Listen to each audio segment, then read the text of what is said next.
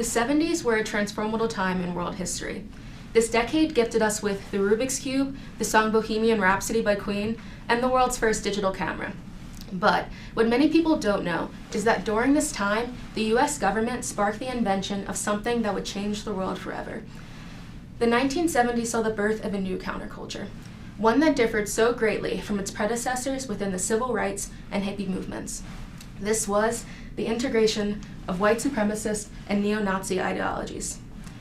To begin, it is important to understand that before government intervention, the commonalities between hate organizations like the American Nazi Party, otherwise known as the ANP, or the Ku Klux Klan, did not exist. So in the 60s and 70s, the US government participated in a counterintelligence program called COINTELPRO. This FBI-led group focused on suppressing the activity of the KKK and of the ANP by utilizing heavy and long interrogation techniques which insinuated to members that they were under constant 24/7-hour surveillance. Ultimately, COINTELPRO's objective was to suppress these groups and expose the members in these organizations. They succeeded in doing this, and once this happened, members faced consequences like losing their jobs and family members due to their political viewpoints. As a result of this, membership in the Klan fell. As you can see, from 1965 to 1974, the Klan lost 96.4% of its membership in just a few short years. However, in 1971, the FBI building holding the COINTELPRO papers was broken into, and the COINTELPRO papers were stolen, and they were made public knowledge.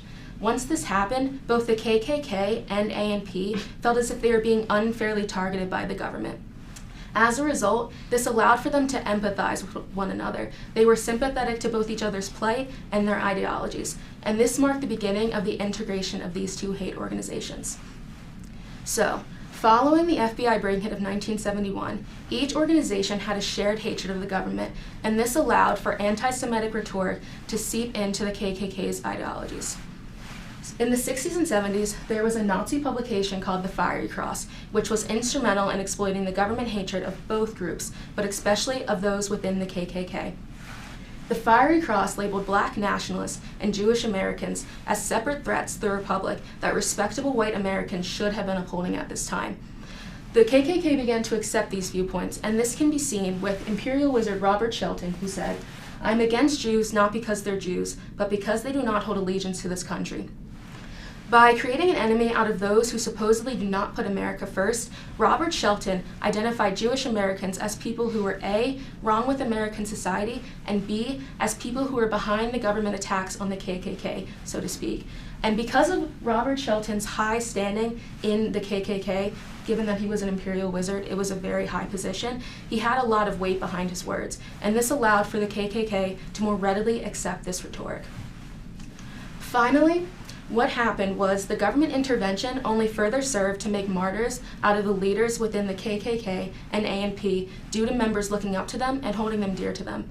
An example of this is after an FBI informant testified that Robert Miles, a man who identified both as a KKK and ANP member, was conspiring to place several bombs in several school buses. Miles was arrested.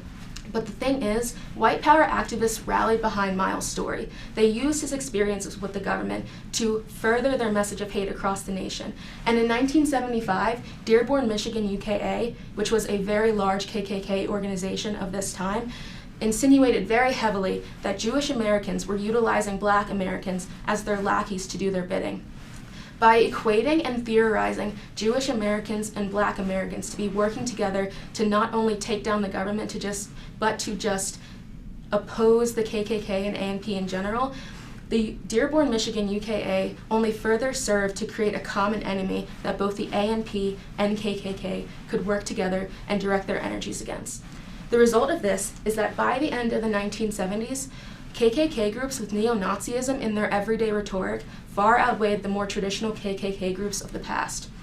So, despite government intentions being pure, the increased level of surveillance, knowledge, interference, and understanding of the KKK and the American Nazi Party only further served to create the version of the KKK that most Americans are familiar with today.